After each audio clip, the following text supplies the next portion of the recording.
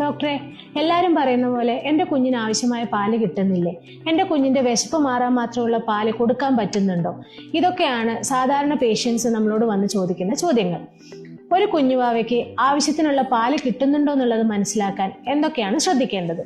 ഒരു കുഞ്ഞുവാവ പാല് കുടിച്ചതിന് ശേഷം 2 മണിക്കൂർ വരെയെങ്കിലും സുഖമായി ഉറങ്ങുക, 4 മുതൽ 6 പ്രാവശ്യം വരെ ഗോൾഡൻ യെല്ലോ കളറിൽ മോഷൻ പോവുക, അതുകൂടാതെ 6 മുതൽ 8 പ്രാവശ്യം വരെയെങ്കിലും മൂത്രമൊഴിക്കുക.